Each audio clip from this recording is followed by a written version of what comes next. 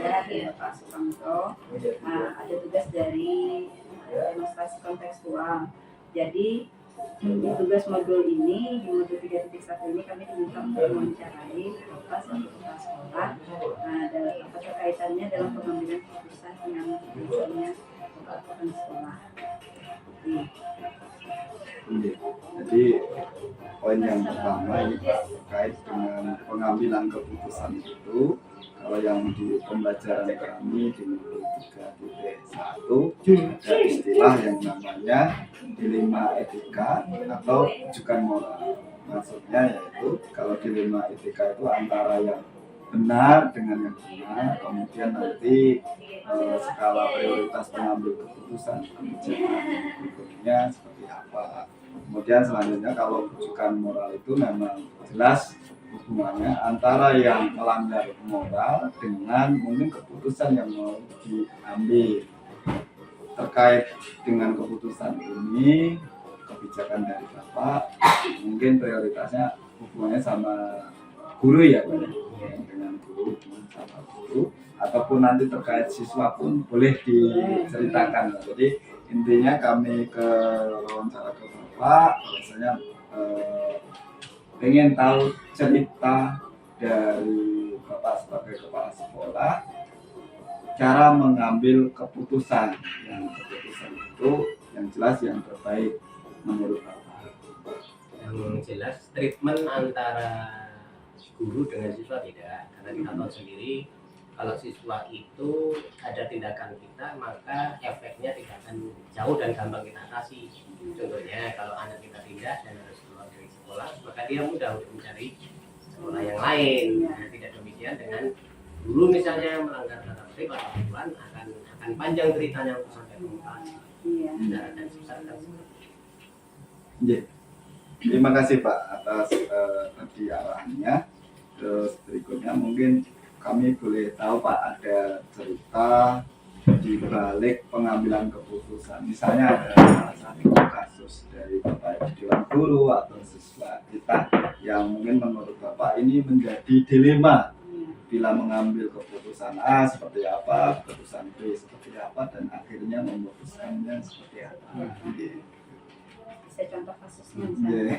Jadi kalau dirunut dari sumber itu bisa jadi saya mendapatkan informasi atau mendapatkan masalah itu dengan mata kepala saya sendiri bisa. Nah, bisa juga dari bawah ke atas, alias ada yang melapor dan itu biasanya ya akan saya cross check dengan di lapangannya. Jadi itu sumber dari apa namanya dilema etika atau rujukan moral tadi itu. Nah, contohnya misalnya ada guru yang mengajar, gurunya aktif, tapi di dalam anak-anak dibiarkan. Nah, itu kan alasannya biar anak-anak aktif, tidak jenuh, anak-anak joget di meja segala macam. Dan itu laporan dari siswa dari bawah. Tapi ada juga yang saya temui secara langsung. Misalnya guru bolos tanpa izin dengan saya tanya alasannya antar orang tua sakit, itu kan saya datang sendiri, dapat sendiri. Langsung bisa juga laporan kalau dari sumbernya. Kemudian kalau tadi Pak yang Bapak sampaikan misalnya ketemu dengan guru yang ternyata di dalam KPM pembelajaran membebaskan anak, nah kebetulan anaknya nggak bisa dikontrol ya guru tadi ya Pak ya. Terus langkah yang Bapak ambil untuk bahasa kita menertibkan si guru tadi itu seperti apa Pak? Sudah sampaikan di awal, yang namanya kita berkomunikasi dengan person, manusia, orang itu akan beda. Guru dengan anak beda, guru satu dengan guru lainnya juga beda. Pada kasus yang sama dan guru beda, maka penanganan yang saya ambil bisa beda. Bisa saya tegur dengan cara pada saat pertemuan orang banyak saya tegur, tapi ada juga secara pribadi saya ngobrol di ruangan saya. Dan saya luruskan sebenarnya ada cara yang lain untuk menarik anak biar fokus ke pembelajaran, tidak harus. Nah, jadi itu tadi masuk di langkah-langkah yang biasanya atau prosedur biasanya yang Bapak lakukan. Kemudian selanjutnya Pak, hal apa saja yang selama ini dianggap paling efektif dalam pengambilan keputusan pada kasus-kasus Dia misal untuk menangani suatu kasus antar misal guru, nah misalnya yang paling efektif menurut Bapak seperti apa? Nah, sebenarnya kembali ke tadi, kita itu kan unik, manusia itu kan pribadi yang unik. Iya. Tidak bisa kita ambil langkah yang Satu sama untuk semua. Iya. Dan biasanya kalau masalah itu sama tapi orang berbeda, saya bisa datangi sendiri ke ruangan, bisa juga saya panggil, tergantung orang-orangnya. Karena efektifnya juga beda. Karena orangnya beda. Beda, iya. Ada yang harus keras, ada yang Iya. dengan cara disindir aja udah masuk. Iya. Iya. Iya. Kemudian ini Pak, mungkin pada waktu proses tadi ya Pak ya, pemanggilan dan sebagainya, kalau boleh tahu saya Pak, reaksi dari mungkin guru yang dibina itu seperti apa, terus tanggapan Bapak seperti apa? Iya, ya. Jadi kembali ke kalimat saya tadi ya. Sebenarnya saya untuk memilih cara itu sudah saya perkirakan sudah pas banget. Tapi ya respon teman-teman juga kadang beda. Tidak sesuai ekspektasi Pak. Betul. Kadang yang di pandangan saya, ini dengan cara saya nyinggung di rapat mungkin akan berubah. Ternyata nggak berubah juga. Tapi ada kalangan tertentu, ada orang tertentu yang harus saya ajak ngobrol aja dengan kalimat yang mungkin beda juga. Nah, biasanya Pak, kalau untuk pemanggilan itu atau untuk hal-hal kasus yang misalnya datang mendadak atau diketahui secara mendadak itu, apakah Bapak menjadwalkan untuk bertemu atau langsung saja? Oh gitu. Tentang jadwal ya. Iya. Nah, kalau penjadwal biasanya kalau itu masalah-masalah yang tiba-tiba datang, paling rentan 1 atau 2 hari baru nanti kita ajak ngobrol. Karena pada saat itu juga kalau kita tangani juga nggak efektif juga. Terutama kalau masalah perselisihan ya harus saya gali dulu di mana posisinya. Data informasinya dulu Pak. Dan biasanya juga saya saya akan minta pertanyaan ke kawan-kawan yang lain. Terus begini Pak, tadi kan mungkin ada persoalan, terus mungkin ada yang memang sewaktu itu langsung diselesaikan. Pada waktu mengambil kebijakan atau keputusan itu, apakah Bapak ada juga melibatkan yang lain? Apa memang langsung face to face sama orangnya atau seperti apa? Yang khusus untuk siswa itu mesti ada alur yang harus saya ikuti. Mulai dari yang terkecil lah, misalnya wali kelas, kemudian kaprodi sampai ke waka-wakanya. Itu yang khusus untuk siswa. Nah, khusus untuk guru itu beda kalau saya memperlakukannya. Jadi ya itu tadi kembali ke person tadi. Kalau si ini siapa yang harus saya ngobrol, kalau si ini siapa yang saya harus ngobrol. Jadi beda-beda. Jadi tergantung situasinya Pak. Betul. Kalau situasinya ke anak, maka kita akan sesuai dengan prosedur Iya. yang sebenarnya ada dan yang ada. Tapi kalau guru tergantung orangnya. Iya. Kalau tipenya kayak Pak. Oh ya, misalnya kayak saya gitu kan. Bapak kan jelas sudah punya peta ya di bekal ya. Kalau tipenya seperti saya, Kalau misalnya. tipenya seperti Pak Kamto harus gimana kan Pak? Sekali lagi nih, kalau saya punya prinsip ya, laki-laki yang memahami laki-laki itu perempuan atau laki-laki? Ini laki-laki punya masalah nih. Yang memahami si laki-laki itu perempuan atau laki-laki? Ayo. Sampai ada masalah, yang paham tentang sampean itu laki-laki atau perempuan? Perempuan Pak. Nah, itu jawabannya Bu. Jadi sudut pandang perempuan yang misalnya Pak Kamto misalnya ada sesuatu yang nggak pas gitu. Akan saya kalau dari saya kan sama-sama laki-laki, mungkin sudut pandangnya sama. Nah, saya harus mencari timbangan yang lain, misalnya perempuan dari sudut perempuan seperti apa. Kalau saya seperti itu. Berarti kalau saya bermasalah, ya sudut perempuan saya, yang laki-laki sudah saya tanya. Ya orang Lutian. Kan sama-sama menghadapi perempuan. Menyesuaikan dengan kondisi kalau memang Itu dari sisi situ, tapi ada sisi yang lain juga, misalnya kan ya, misalnya Pak Kamto ini punya masalah nih, masalah tentang kesiswaan, maka yang saya waktu masih di kesiswaan, maka yang saya ajak ngobrol saya terkait dengan kawan-kawan yang di kesiswaan yang tahu saya dari Pak Kamto, di samping masalah gender tadi. Iya. Oke, lanjut Pak.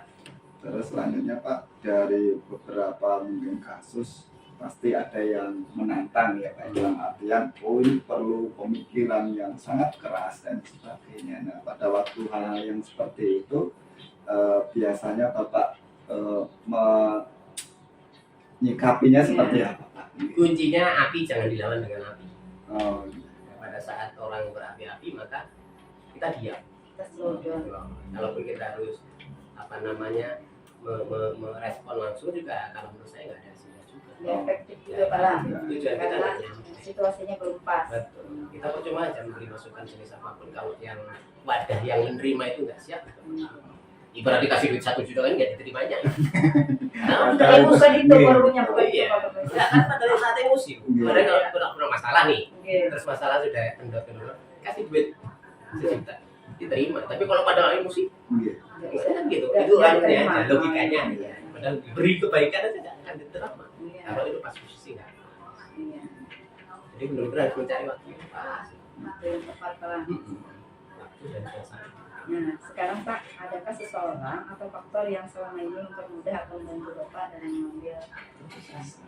Ya, biasanya dibantu siapa atau apa yang mempengaruhi Bapak mengambil keputusan?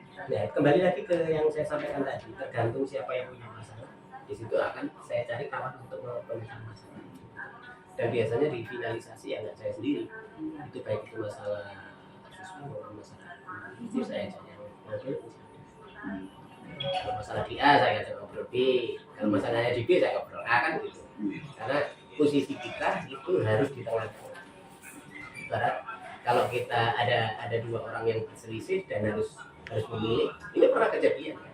Saya yang keluar atau dia yang keluar? Nah itu pernah kejadian.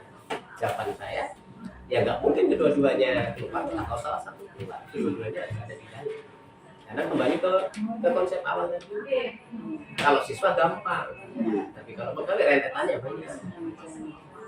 Tapi kalau pegawai sudah nuntut seperti itu, saya yang keluar atau dia yang keluar, itu yang nggak bisa. Paling yang dirangkul keduanya.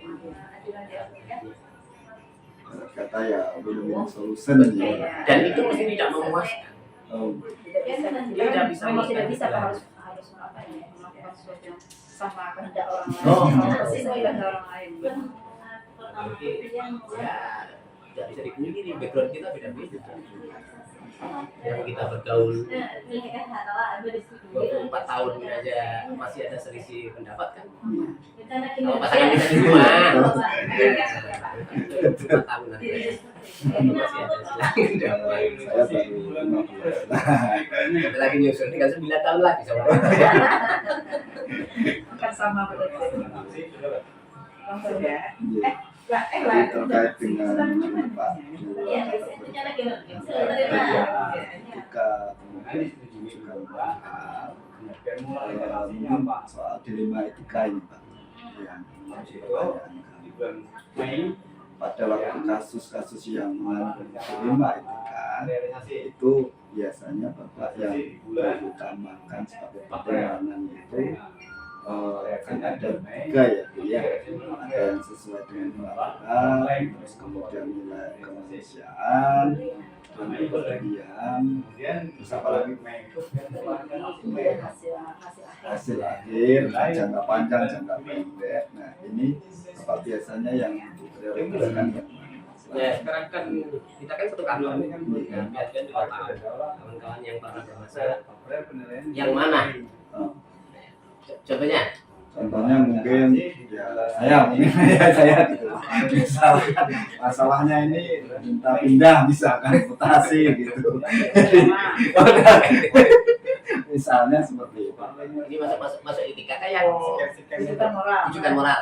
Ya, itu masuk mungkin dilema etika misalnya. Mungkin alasan saya kira-kira masuk akal ini. Sesuai peraturan ternyata belum atau seperti apa gitu. Bisa satunya mungkin itu ya, yang mau mutasi. Ya, sudah kita ketahui pun sana mutasi kan yang sama dengan bulan ini.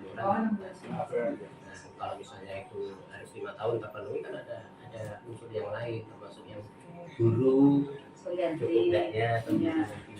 Nah kalau sudah sampai nyangkut ke Semuanya. efek yang di belakang maka akan terkena akan bisa di samping ke siswa juga akan guru yang lain.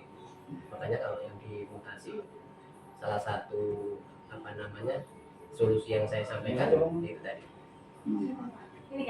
Yang moral tadi, kenapa saya bilang bukan moral, karena saya juga ngajukan biar lewat atas langsung, padahal itu kan nggak bagus. Tapi karena ada rasa kasihan tadi Pak, Nah, kalau mungkin bisa, nah siapa tahu bisa, jadi disarankan ini bukan moral. bukan moral. Nah, ada lagi yang misalnya kawan kita pada saat rapat nggak hadir, sudah kesepakatan bahwa rapat itu hadir, dan kalau tidak hadir harus izin. Nah, ada kawan kita misalnya nggak izin, hadir dan nggak izin. Nah, waktu absen kita dengarkan, Pak tadi itu baik, kemarin apa itu? Ini rasanya reuni. Saya bilang kalau sudah kita lagi, tapi secara aturan kan seharusnya kan bisa aja. Kalau sudah sepakat itu dapat ada rapat, seberapapun waktu itu rapat. Boleh izin ya. Pulang dari sekolah lagi ke rapat lagi. Kalau misalnya belum selesai rapat, ambil dulu izinnya. Kan itu sudah maksud saya sudah pas. Tapi ya jangan pernah tidak juga. Ada yang nggak cocok juga. Alasannya apa? Alasannya capek ini. Nah, padahal kalau ditimbang dari sisi tanggung jawabnya, ini sudah yang orang tua juga tanggung jawab. Tapi bagaimana caranya mencari titik tengahnya? Nah, kalau sudah capek bukan urusan orang tua lagi kan, sudah komitmen diri sendiri. Sama juga kawan-kawan yang mau izin pulang, misalnya ini belum waktunya pulang, sudah pulang duluan. Nah, itu kan sudah ya mudik duluan. Kalau mudik sesuai dengan aturan jadwal sudah masalah. Tapi kalau mudik sudah ada izin di situ, saya senang kawan-kawan izin. Cuma saya bilang juga ke kawan-kawan, secara aturan itu nggak bisa. Tetap aja biar izin, tapi di administrasi itu bolos. Itu. Nah, kalau sudah seperti itu ya saya kembalikan ke kawan-kawan. Coba kalau benar, kalau misalnya dikait sedemikian rupa untuk menghindari itu bisa enggak? Tapi kalau itu tidak bisa ya mau apa? Jika itu tidak bisa dan harus diimbangi dengan kinerja yang lain. Jangan ngajarnya pada bagus, sering bolos ngajar. Habis itu izin pulang duluan kan nah itu kan kayak saya memperbolehkan nggak masuk kan, tapi kan mudik misalnya mengunjungi orang tua, kenapa kalau sudah mengunjungi orang tua kan sudah kewajiban, tapi kan harus paham lah menyadari diri. Kalau misalnya banyak kekurangannya di situ maka harus ditutupi dengan yang lain. Nah itu berarti Pak hubungannya dengan kritik terhadap pengambil keputusan yang berbasis peduli. Jadi kadang kita apa yang kita putuskan itu tidak sesuai dengan yang seharusnya yang ada di peraturan. Tapi karena rasa peduli kita lebih besar, maka kita mengutamakan yang tadi yang Bapak lakukan. Kadang-kadang punya prinsip juga. Kalau kita itu tadi saya seperti waktu kalau misalnya lagi ngajar orang tuanya sakit, ngok. Dan orang tua kan kewajiban kita juga. Tapi terus jangan lupa disepat-sepatkan. Ada juga kawan kita yang pernah saya ajak ngobrol, datang siang biasanya pagi. Nah, jawabannya orang tua yang mandiri. Iya, makan dia karena dia orang yang makan saudara yang ngajar sudah konsekuensinya. Wajibannya gaji kan dimakan. Nah, gimana caranya bisa gantian saudara dia orang tuanya. Dan kalau itu sudah mentok, ya mau apa lagi?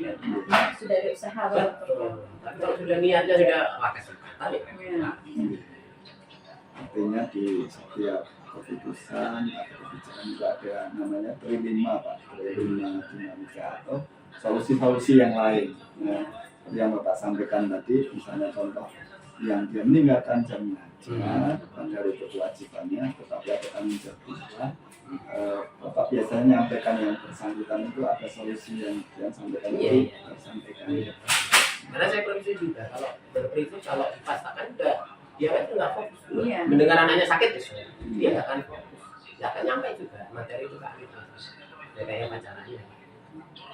Soalnya saya juga kan ya semua kalau ada pemimpin lah, semua pemimpin awalnya kan sudah pemimpin juga pernah merasakan, cuma ya situasional tadi kadang kita mengambil keputusan itu, mengambil tindakan itu pada saat posisi kita nggak tenang, nggak emosi, maka itu kadang-kadang juga menentukan. Nah, itu bisa sering terjadi. Jadi kunci yang pertama adalah remnya.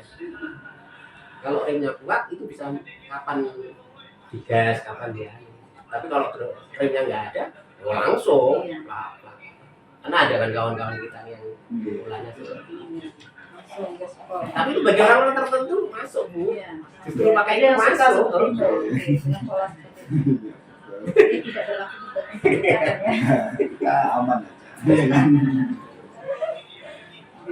Ini habis Pak, habis pertanyaannya, maksudnya ada kesimpulan. Nah, dari semua hal yang telah disampaikan, pembelajaran apa yang dapat Anda petik dari pengalaman Anda mengambil keputusan di Jadi kesimpulan ini, kita menghadapi makhluk hidup, menghadapi manusia yang punya perasaan, intinya yang pertama yang harus ada rasa, apapun itu. Aturan tetap aturan, tapi rasa juga harus masuk di situ. Kalau bicara aturan kan biasanya nggak memanjang rasa. Nah itu berarti kecil lah kalau bicara.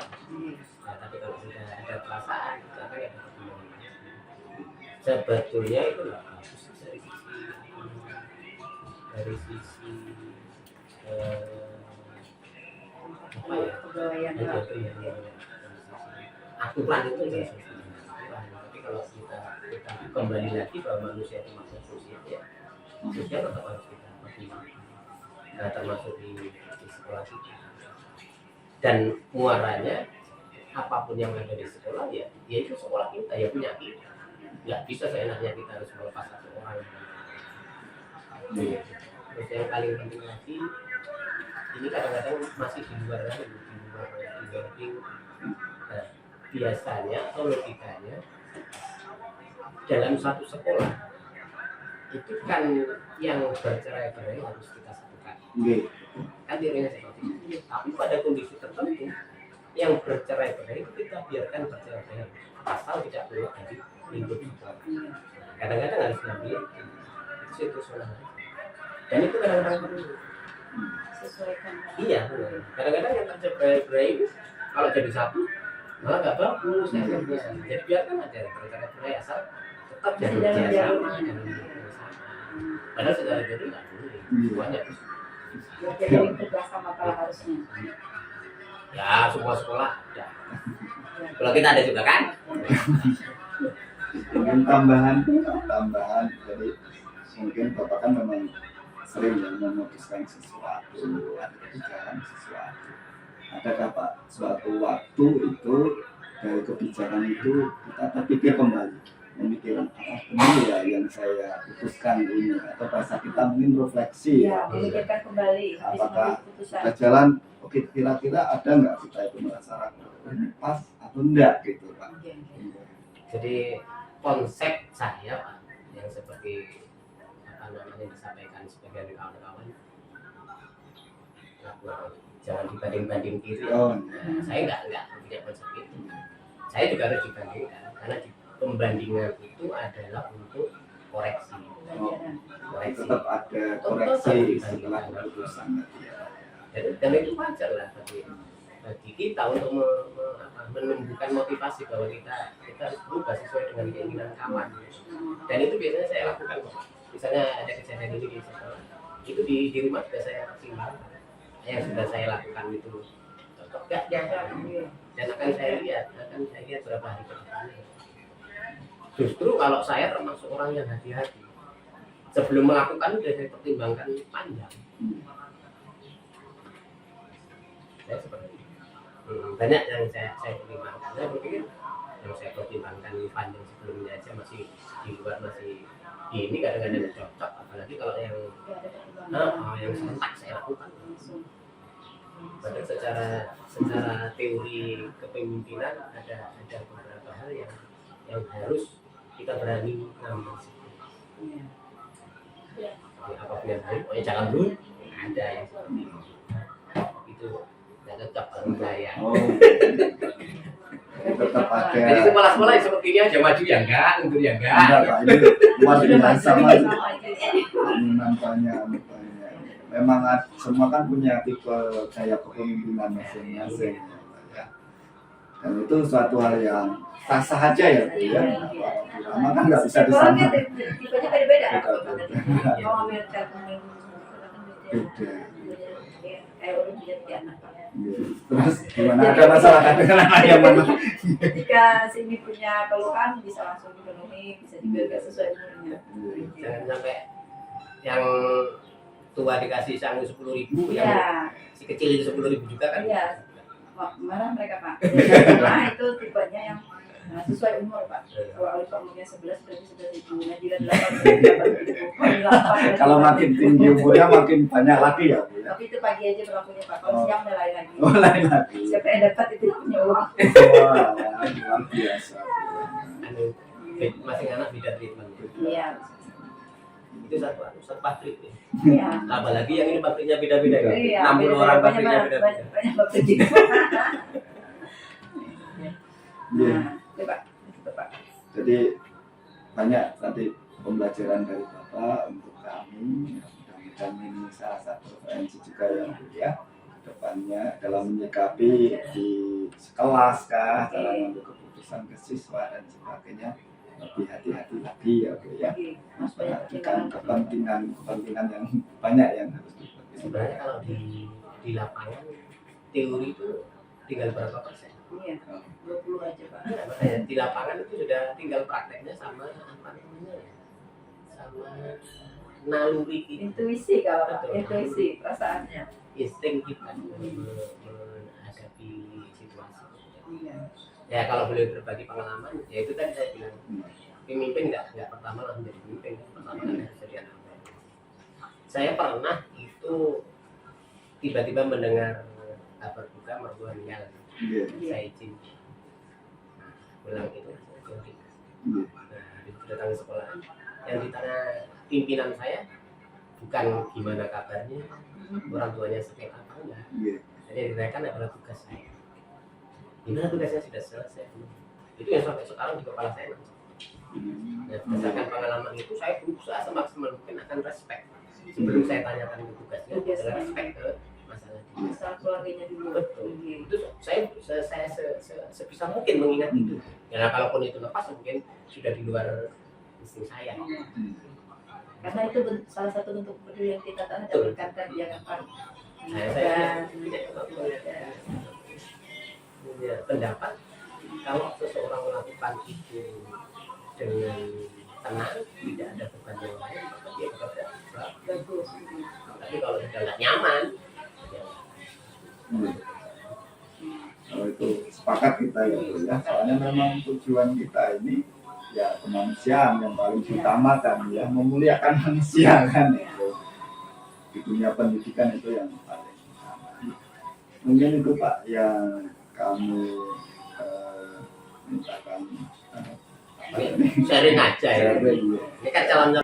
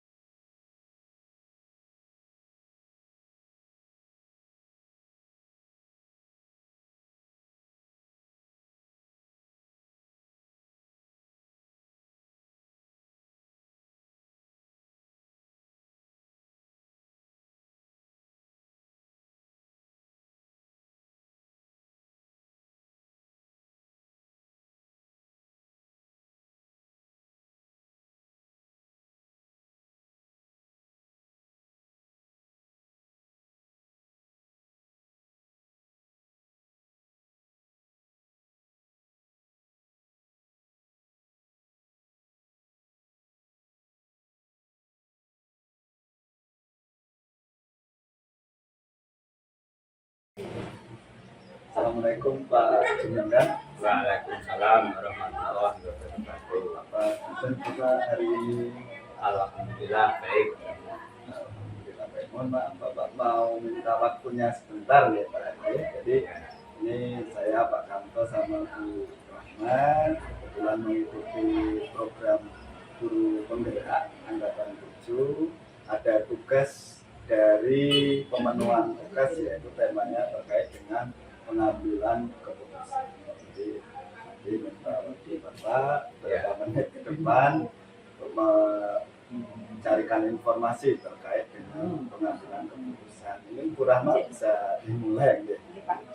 Nah, jadi ini Pak, kami dengan Pak Kamto tadi seperti yang Pak Kamto jelaskan, ini memenuhi tugas sebenarnya untuk materi administrasi kontekstual modul 3.1 untuk melakukan pertanyaan atau wawancara seputar tentang keputusan Bapak ketika mengambil kebijakan ketika ada masalah di sekolah Bapak.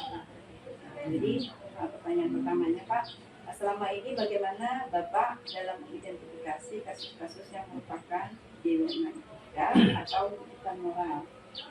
Jadi mungkin ya namanya gini ya ada dua jenis mungkin ya Pak ya, bisa jadi terjadi ke guru kita atau ke siswa kita. Jadi keputusan itu bisa dua kebijakan. Misal kalau yang dilematika ini Pak, salahnya yang sama-sama benar sebenarnya Pak. Nah kalau yang bukan moral itu ada salah.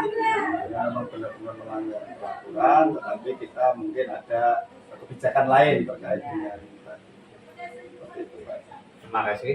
Jadi kami selaku pimpinan di SMK Sanur ini selama ini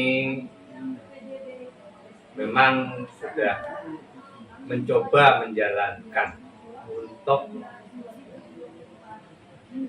mengatasi masalah-masalah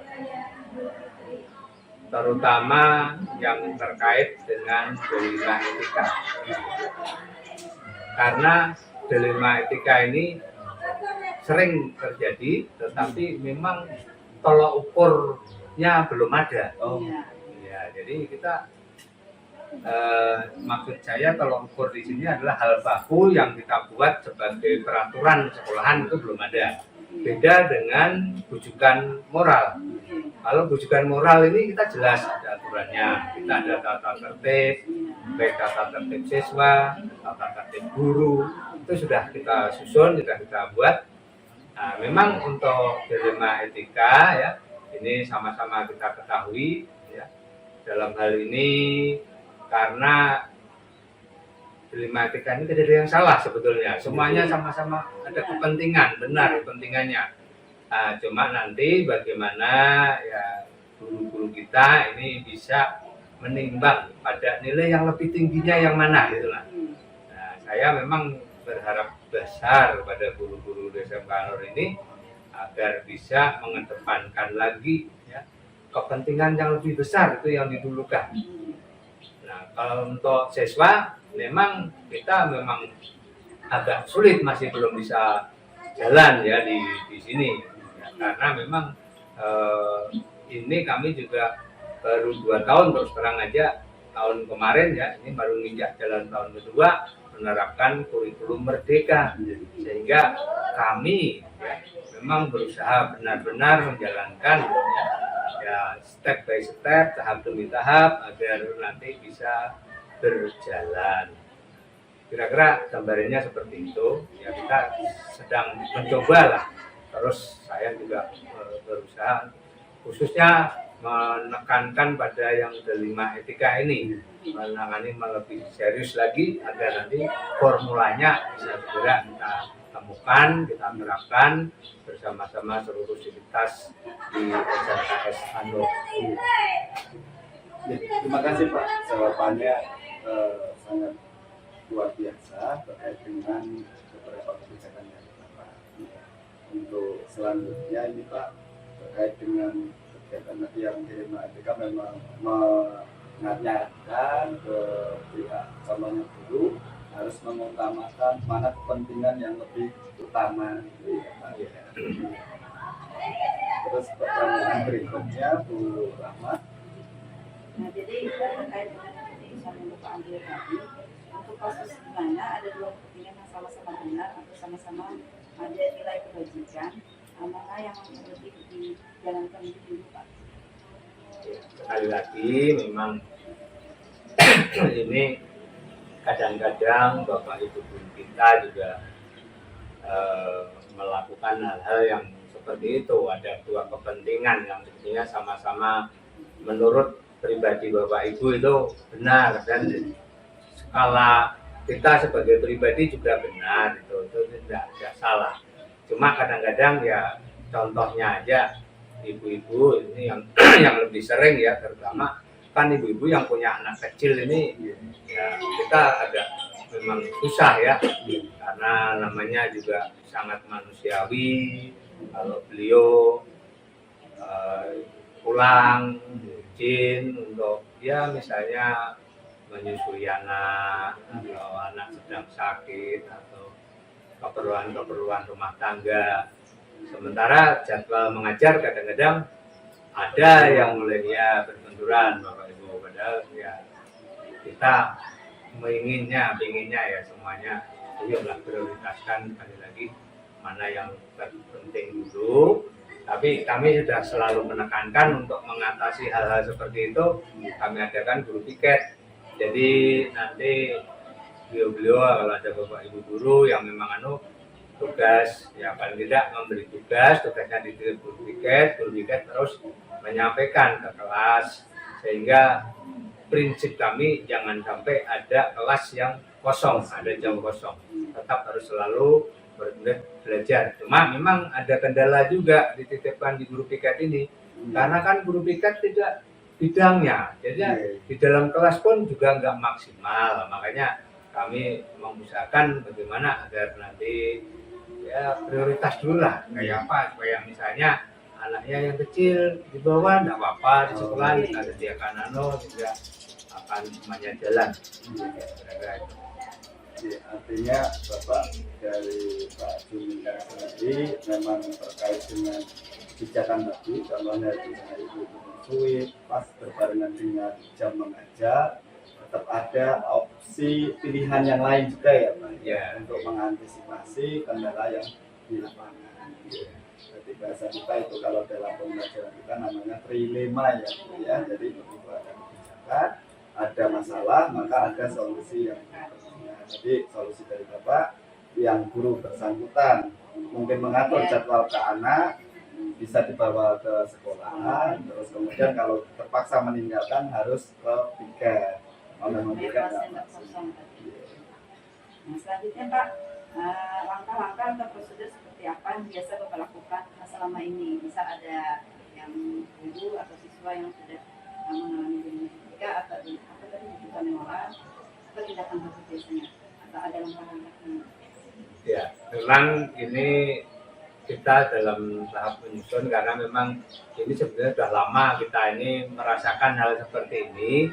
Cuma dulu sebelum kita mengikuti Merdeka Belajar ini, kita tidak tahu itu kalau itu namanya dilema etika gitu lah.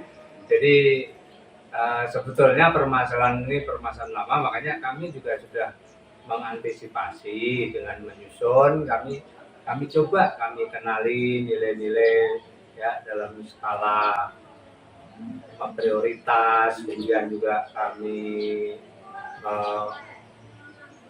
bikin survei-survei, kami sampaikan kepada Bapak Ibu untuk perbaikannya bagaimana, solusinya bagaimana.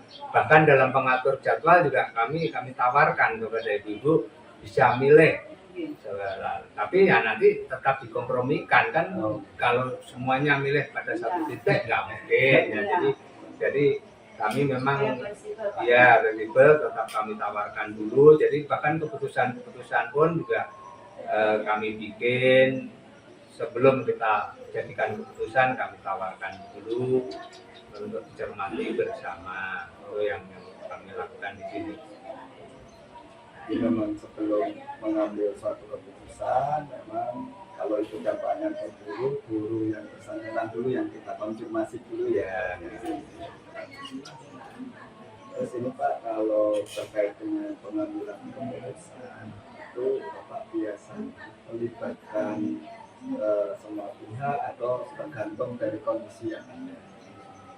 Ya kalau keputusan misalnya ya kita di sini ada guru A, guru B, yang biasanya kita ada pembinaan. Jadi dan itu kita catat dalam buku pembinaan apa permasalahannya. Kemudian kami panggil, nah di situ kami berdialog apa sih sebenarnya yang menjadi masalah dari Bapak Ibu ini. Kami dengarkan permasalahannya. Kemudian nanti kami tanyakan juga kepada Bapak Ibunya itu gimana solusinya menurut dia. Jadi bukan saya yang nyarikan solusinya. Saya lebih banyak sebagai pendengar aja. Nah setelah mereka mengungkapkan, mereka nah kalau kami coba akomodasi pemecahannya yang diusulkan tadi, kalau bisakah diterapkan juga? Karena kami kan ada aturan juga, ada di Alur Sirlandi. Kalau memang nanti masih sejalan, kami masih bisa toleransi, ya kami terima.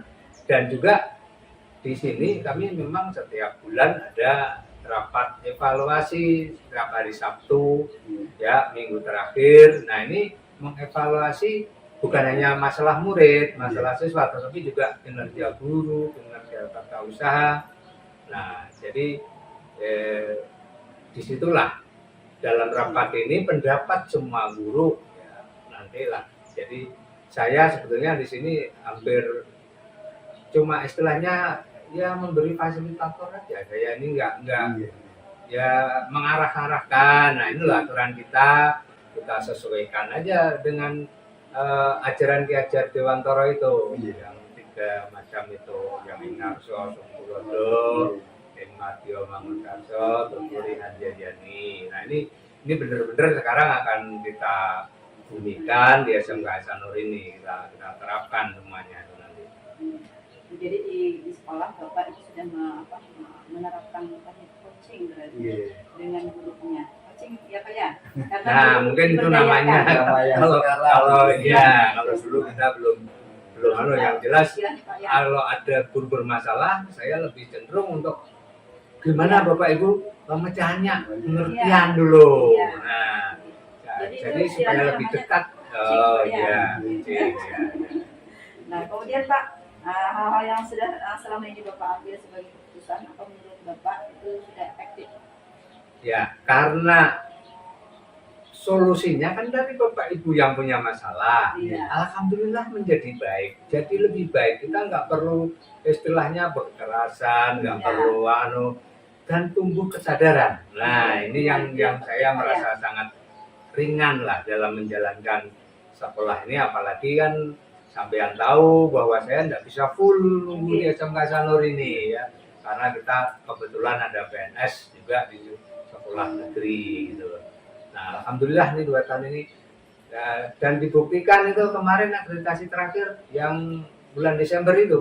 Nah, ini hasil dari kerjasama kompak semua guru kan, akreditasi kita bisa A lagi. Nah, ini kan ya jadi mungkin karena kami coba terapkan tadi, jadi semua guru juga berubah kesadarannya, ya mindsetnya, gitu ya. Terus selanjutnya Bapak misalkan akan pasti ada kebijakan dan keputusan. Apakah di saat kebijakan itu beberapa hari kemudian atau di waktu tertentu ada evaluasi dari Bapak? Maksudnya kira-kira keputusan saya ini tepat atau gimana? Iya. Sekali lagi ya dari sekolah kita memang tadi setiap akhir bulan hari Sabtu kan kita mengadakan evaluasi dan itu evaluasinya menyeluruh kami. Ya, jadi kami memang dari murid dulu, kami biasanya nanti setiap kali kelas melaporkan perkembangannya, murid-muridnya. Kemudian nanti juga dari TU melaporkan. Kemudian nanti dari semua wakil-wakil ini melaporkan kalau ada kebijakan-kebijakan baru. Biasanya saya tanya dan Dan lagi juga di sekolah kita ini setiap akhir tahun selalu ada evaluasi kebijakan. Jadi kebijakan memang nggak bisa dalam bulan ini kita evaluasi ya. Jadi kita 1 tahun karena memang ya periodenya 1 tahun. Kalau yang mana nanti yang bagus yang kita teruskan, yang mana tidak jalan apa penyebabnya. Nah di situ kita cari, kemudian untuk tahun berikutnya untuk memperbaikan. Nanti perbaikannya pada tahun berikutnya. Jadi refleksinya biasanya diadakan pas rapat gitu ya Pak ya? Iya, dia rapat ya benar. Itu bisa melihat segala sesuatu yang sudah diputuskan, apakah Iya, sudah bagus, itu sudah berjalan dengan baik. Nah selanjutnya Bapak, pada saat Bapak mengambil keputusan, itu biasanya ada yang membantu atau ada yang Bapak melibatkan orang lain? Iya, pada umumnya kami selalu melibatkan ya, diantaranya guru BK itu tuh selalu kami libatkan dan para waka dan para kaju.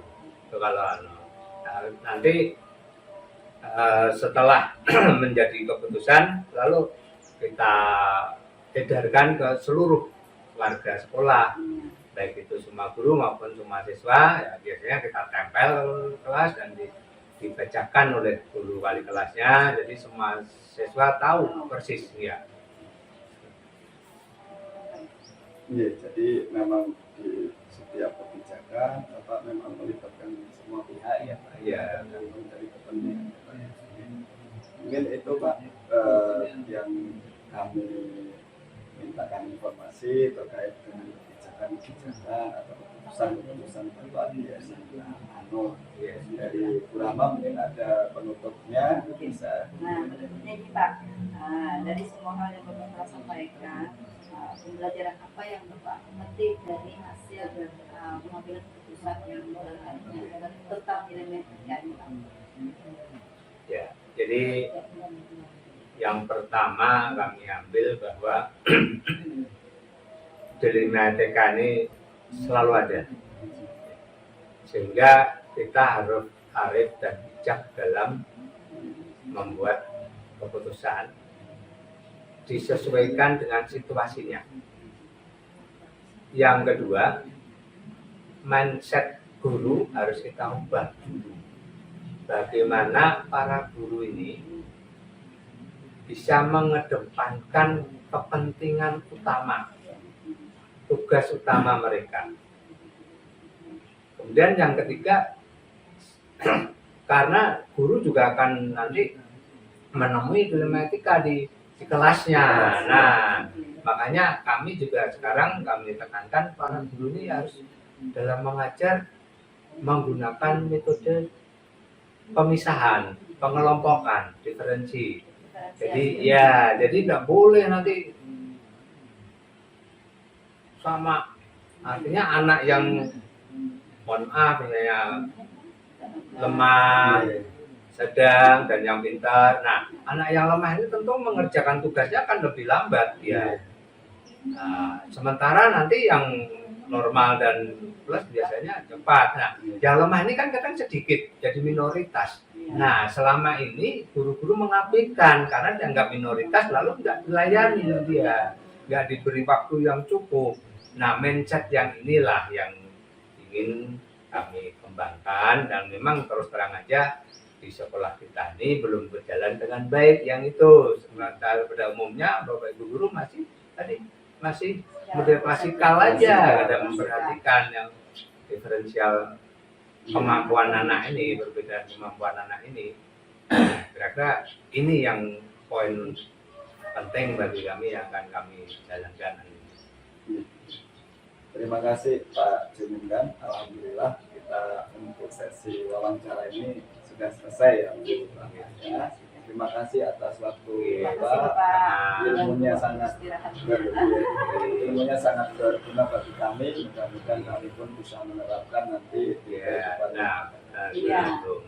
dan itu yang penting depannya supaya murid-murid siswa-siswa kita ini jadi benar-benar ya semuanya ya bisa memiliki atau mengembangkan kemampuan yang ada pada dirinya, itu yang paling penting ya mengembangkan kemampuan setiap anak didik kita. Gitu. Jangan sampai nanti hanya anak-anak yang menonjol aja, yang pintar aja yang kita layani dengan baik. Iya, iya.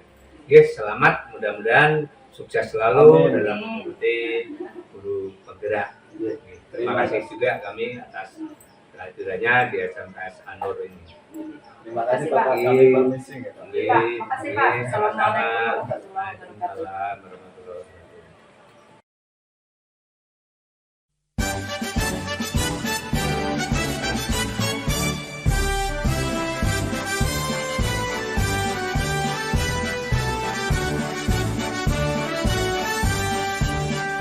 Bulatkan tekad, kuatkan hati, negeri ini memanggilmu kawan. Belajar bergerak berbagi untuk negeri, guru penggerak majukan pendidikan. Guru penggerak menghamba pada murid, kreatif rancang pembelajaran. Hargai potensi, tingkatkan prestasi, lahirkan profil pelajar Pancasila.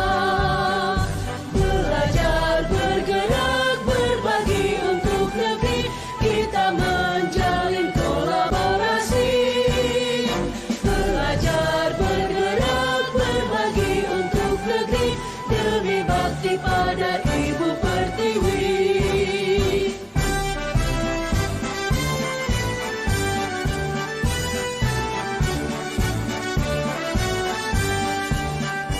Bulatkan tekad, kuatkan hati, negeri ini memanggilmu kawan.